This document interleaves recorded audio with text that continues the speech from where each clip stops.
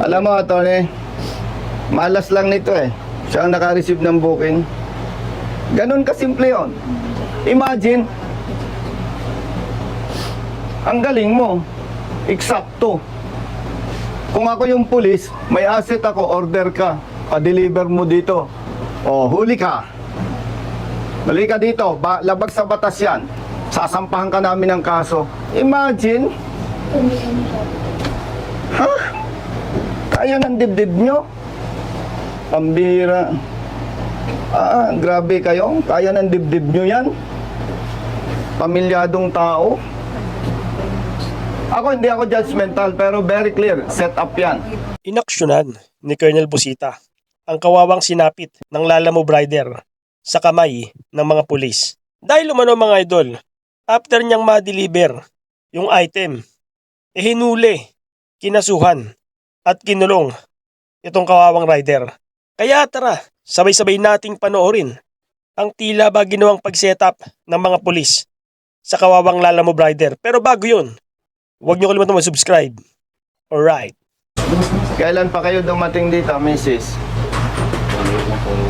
Ikaw, ilang araw ka na? Magkaangkas po kami. Magkaangkas kayo? Deliver po kami. Ikaw, kapatid? Siya naman? Asawa mo. By the way, sa inyong lahat, gusto ko ipaalam, kaya ako nandito as advocate, Yes, sir. hindi as congressman. In other words, hindi ko ito trabaho.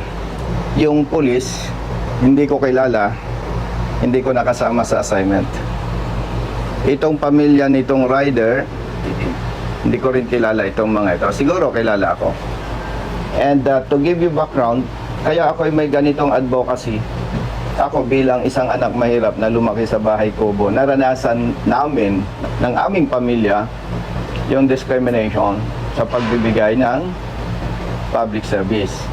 And nung high school pa lang ako, attorney for your information, biktima na ako ng illegal arrest. Nangarap ako na pag someday, somehow, at nagkaroon ako ng position na may capability ako na tulungan yung alleged victims ng pang-aabuso. Kaya nandito tayo. Nandito ang PAW para magbigay sa inyo ng libreng serbisyo bilang abogado ninyo. By the way, for the information of everybody, ito naman, public service, wala tayong pag-uusapang personal. As usual, ang practice ko naka-video. Yes. Kaya tayo naka-video para kung may mali, yung ating mga kababayan, especially yung mga ordinaryong tao, attorney, parang nalelekturan na rin natin. Yun din namang mga kapulisan, kung may maling trabaho, malalaman nila para ma-address natin ito. At kung may mali nga, kung may mali, huwag nang maulit. Sabi ng iba, si Colonel kasi may kinikita yan sa AdSense ng YouTube and Facebook. Para malinaw sa lahat, hindi ang interes ko kumita ng pera. Kasi kung ang interes ko kumita ng pera, ipagbabawal ko na gamitin ang video ko. Partner, dito nga kayong dalawa, yung arresting officer dito.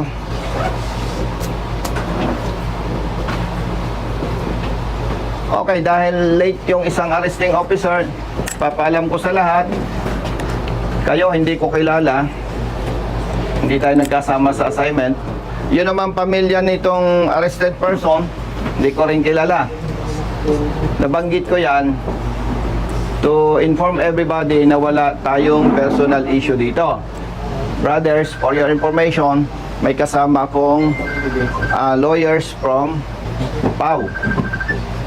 Para, siyempre, ayan ay naisampa na ang kaso according to your chief. At yan naman, kahit hindi pa naisampa ang kaso, hindi ako pupunta para arborin o hingiin ang kaso.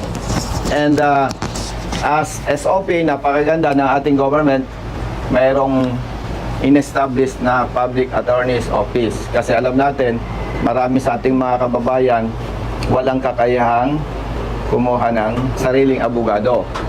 At yung kasama ko, si Colonel Banastaw, siya ang Provincial Chief ng Internal Affairs Service dito sa Quezon Province. At ang mandato naman niya, alam natin, kung may mali Kung may mali sa trabaho ng pulis, sila mag-iimbestiga at sila magre-rekomenda ng kaukulang administrative sanction or punishments against police officers involved.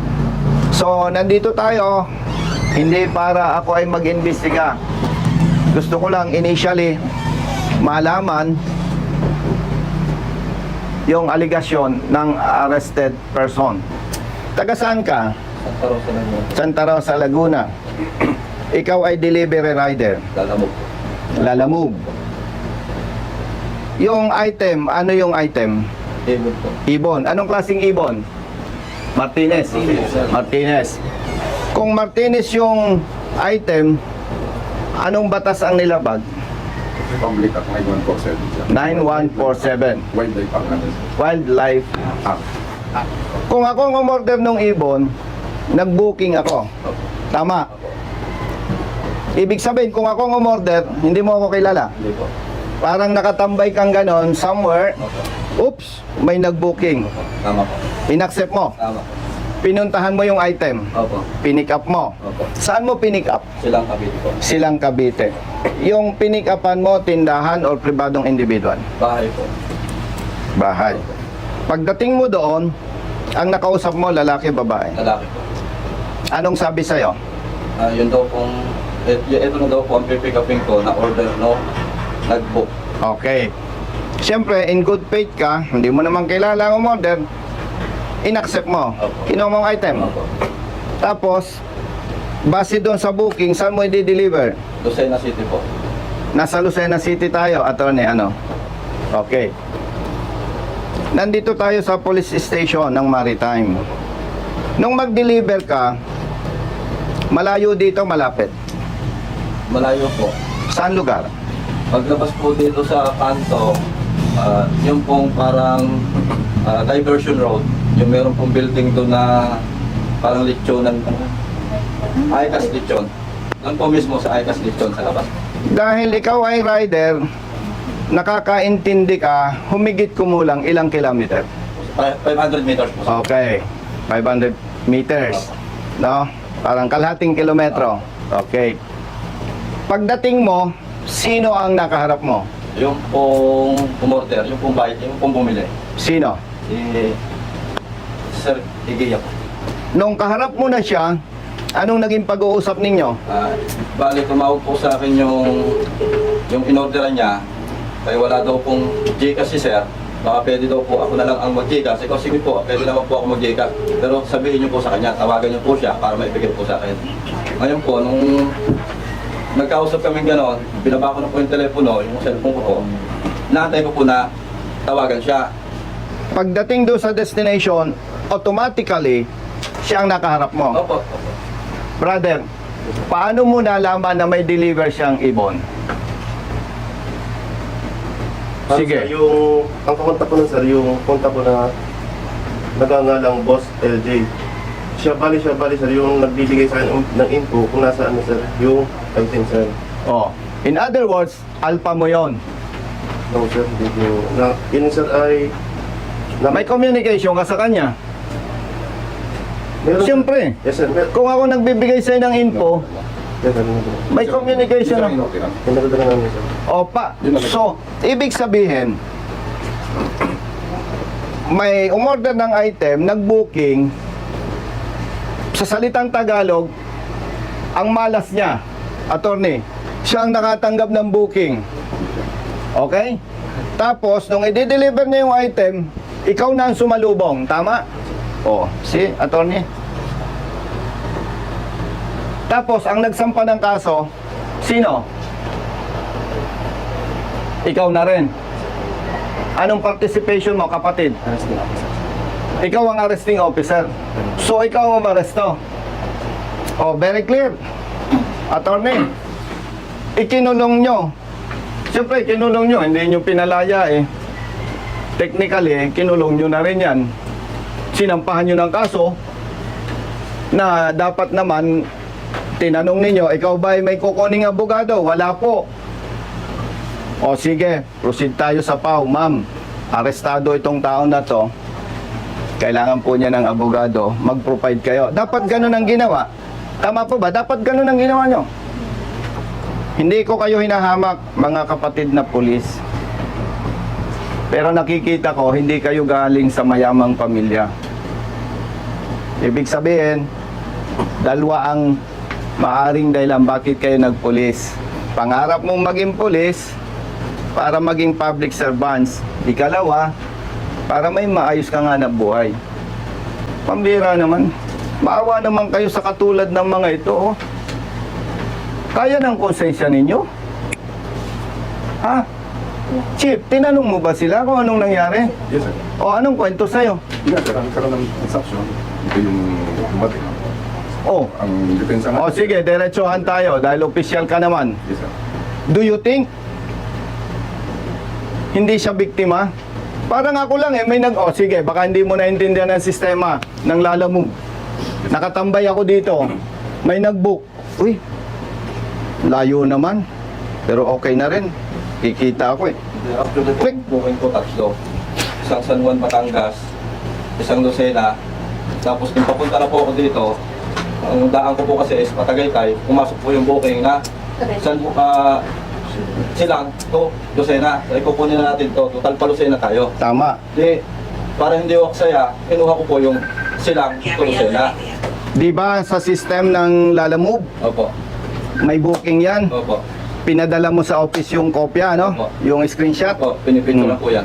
And at the same time, Lalamove can provide official document Opo. or certification. Oh.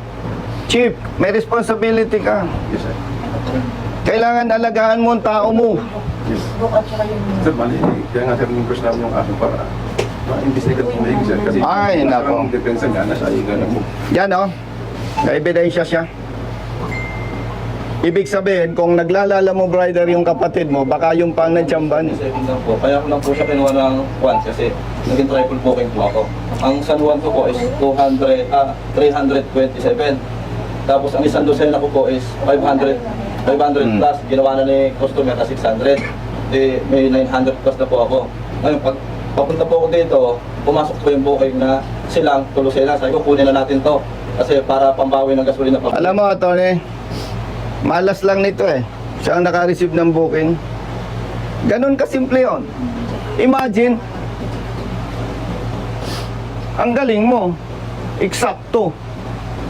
Kung ako yung pulis, may asset ako, order ka, pa-deliver mo dito. O, huli ka. Balik ka dito, labag sa batas yan. Sasampahan ka namin ng kaso. Imagine. Ha? Kaya ng dibdib nyo? Pambira.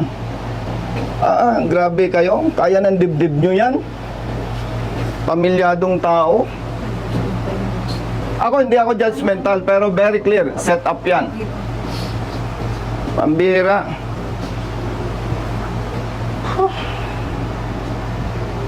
Grabe kayo. Buti nakakatulog pa kayo. May pamilya ka? Meron, sir. Ilang anak mo? Isa, sir. Ikaw?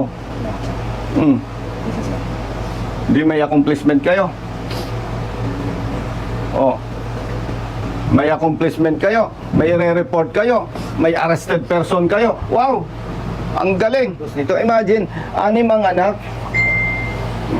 Kaya ng dibdib nyo. Alam nyo, yung mahihirap na tao, isang araw lang walang hanap buhay, gutom ang buong pamilya. Imagine, ang bigat, ang grabe ang dibdib nyo ah. Alam nyo, brothers, yung masamang gawa sa kapwa, may balik yan. Maniwala kayo sa akin. Ako, dati akong pulis ha. Hindi ako kaaway ng pulis. Kaaway ako ng tiwaling pulis na hindi tama ang ginagawa. Imagine. O ano sabi sa inyo sa prosecutor's office? Napipili po ako. Ang una po is, kung lalaban daw po ako is, mga 1 month daw po o mahigit pa ang magiging proseso, pero ililipat daw po ako sa kulungan. Ngayon, yung pangalawa daw pong option is, aminin ko na lang para 1 week po ma-process na, dito na lang daw po ako mag-i-stay sa kanila. So inamin mo. Sinabi mo para po mapabilis talaga ang proseso. See? Kasi may maliit akong bata na 5 years old. See? Bali sir, wala pa po tayong kopya ng inquest resolution. Nasaan yung inquest resolution? Napadala na po kayo. Kasi nagtanong kami Thursday daw po. Eh tapos na. Last week. Wala pa sir, kasi ang sabi sir, hinihingan siya ng indigency para magawa yung resolution para mapababa po yung pensa. Kaso nga lang po, nung dumating na yung indigency, big na po. Holiday na Tapos po. nag-holiday po ng Friday sir. Maniwala kayo sa akin. Maniwala kayo sa akin. Hindi po pwede ang kay General Torre. Maniwala kayo sa akin. Ang gusto niyan trabaho, yung tunay na trabaho, hindi ganyan. Kapareho din yan sa drugs eh. Yung ginagawa ng iba eh. Iba lang ang item. Sa ngalan ng public service, hindi natin ito pwedeng patagalin. Sa katulad nila na walang pinag-aralan, mahirap lamang na tao, isang kahig, isang tuka, stressful masyado yan. Dahil wala kayong may pakitang resolution, hepe, with your personnel and arrested person and his family, punta tayo sa prosecutor's office. Walang violation doon. Tama ba, Atty.? Wala naman sir. No, kaya, let's go. Alay kayo. Fourth floor sir. Anong floor? Fourth floor. Fourth floor? Sige, fourth floor. Okay, sir. As pa, 1, 3. Okay po. Salamat po. Yes, ayun na. Ang una na po sa elevator. Salamat po sir. Okay, thank you. Thank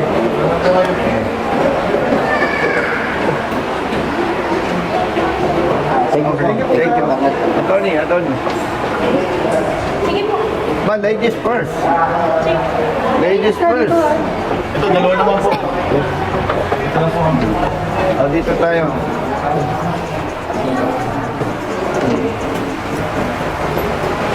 Saan yun? Dito po sana kayo.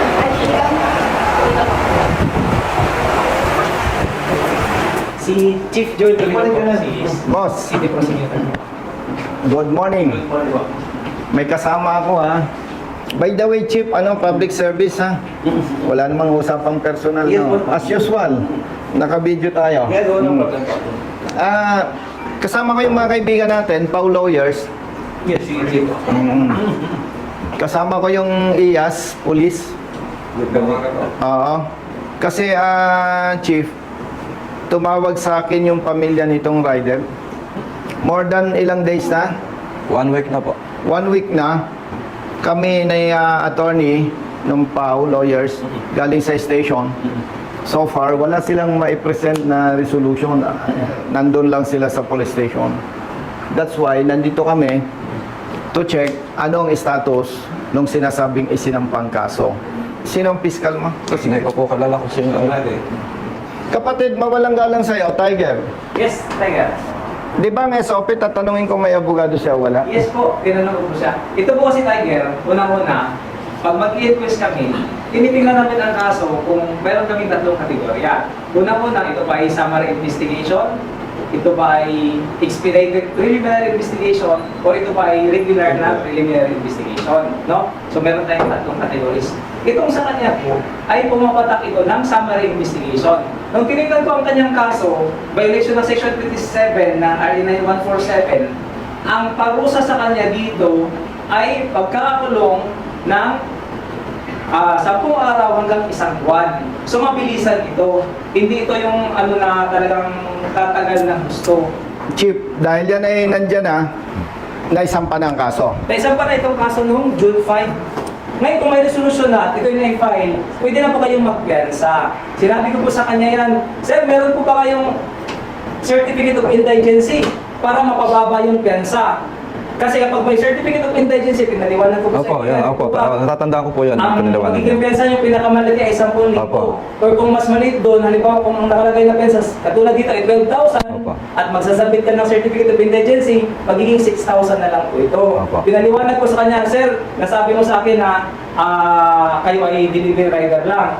Kung ito ay may file na sa korte, gagawin niyo na po yung depensa. Di ba nasabi ko Opo, tama sa po. korte? Opo, tama po. Ngayon po, kung wala kayong abogado, May libre po tayong abogado sa PAW. Siya po ang magiging abogado nyo.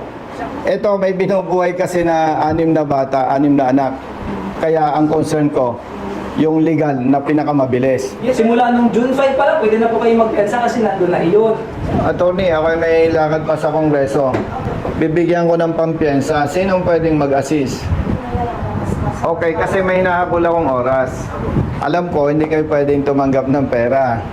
Magbibigay ako ng cash, aalalayan nyo na lang. Wala naman labag sa batas na, no? Kasi gusto kong linawin sa inyo kung bakit nire-request ko sa katulad nilang hindi nakapag-aral, yung pinag-uusapan natin, hindi nila maintindihan. Kasama po namin ang Oo, ganun na lang. I-assume natin na ma-approve yung reduction ng bail. So, 6,000. Ilang araw ka nang wala nga na buhay? 6 days po ngayon. Bibigyan na lang kita ng 6,000 plus 6,000 pampiyansa. Di 12,000. Dagdagan ko ng 3,000. Di 15,000. Brother Matt, bigyan mo ng 15,000 yan. Ay kung, yun nga pala po tungkol sa motor ko na kuha, ano po pwedeng ikuha doon para ma-release din po? Attorney, yung motor niya, hindi pa marirelease yun. May motion to release po, kailangan ng request po yun na motion to release motor vehicle. May mga proseso din po nun. Oo nga, may proseso yun, pero gaano katagal yun? Sila, i-assist din po ng abogado na handling mo yun. Kayo nang mag-assist. Kasi nasa court pa rin po. Yes, ma'am. Kailangan po namin ng certificate na na-impang sa kanila. Tapos po ay mga ORCR, picture po. Sa kagagawang mawalang affidavit po kaya. Sa iba na Ano ba yun naman? Hindi po. Kapag- ba sa likod ng motor? Kapag 12,000 yung bail, halimbawa, hindi na-approve, sabihan mo ako sa office. Sige po. O, misis, Wala senator na yung mag-assist sa inyo. And, Iyas, ang gusto ko mag-cooperate kayo. Hindi ko kayo inoobliga. Ang hinihiling ko sa inyo, mag-cooperate kayo. Magbigay kayo ng statement sa Iyas Apo. para maimbestigahan. Apo. At kung may makita sila na mali ng trabaho ng pulis, Apo. mabigyan ng administrative sanction. Apo. Apo. Okay? Apo. Umaasa tayo na sa tulong ng mga PAW lawyers, ma-release agad yung motorsiklo. Opo. Kasi yung po pang hanap buhay ko. Okay? Kung Kapag hindi pa ma-release yung motorsiklo nyo, pinaka-the best, umuwi na muna kayo. Tawagan lang tayo. Pwede rin akong makipag-coordinate kay attorney para hindi sayang yung oras nyo. Alam ko, nakaka-stress yung nag-i-stay kayo sa police station Sobra po. dahil masakit sa inyo yung dinanas ninyo. Stressful masyado yon. Malinaw sa'yo. Opo. Ngayon, habang wala kang motorsiklo, di wala kang hanap buhay. Sagot ko yung wala mong sweldo. Salamat po ko. Basta ang gusto ko lang, sa ngalan ng batas, mag-cooperate ka. Sige po. Okay? Opo. Ganun lang kasimple yun. Walang personalan, no? Ang request ko lang sa PAW, pare-pareho naman tayong Pilipino. Hindi naman tayo magkakaaway. Pero pag may nakita kayong mali, ang request ko lang, sampahan nyo ng kaso kung kinakailangan. Tama ba? Lagi po kaming ganun. Oo, kasi ang interest lang natin dito, yung mali, may tama. Para kung may mali, huwag nang maulit na may nasasakripisyo. At sa parte ng administrative naman, may iyas. Ang interest lang natin dito, kung makita na may pagkakamali ang pulis, mapatawa ng kakulang parusa para huwag nang maulit pa. Oo, so yon. Salamat sa mga PAW lawyers. And Tiger. Chief, salamat. Thank you very much. Nice Oo. meeting you. Salamat, Tiger. Attorney, salamat. Ano, partner? So, tawagan na lang tayo. Tawagan tayo. Ano? Natutuwa ako kay Chief Acosta. Tumawag ako kagabi, gabi na talaga. Pero immediately, nag-text sa akin. Tapos nag-usap kami ni Ma'am. Oo. Galing. Basta basa ka, may kakampi ka. Nandiyan si Colonel Busita. Nandiyan si Colonel Busita. Huwag ka nang mamambali ka lagi isa. Basta basa ka, may kakampi ka.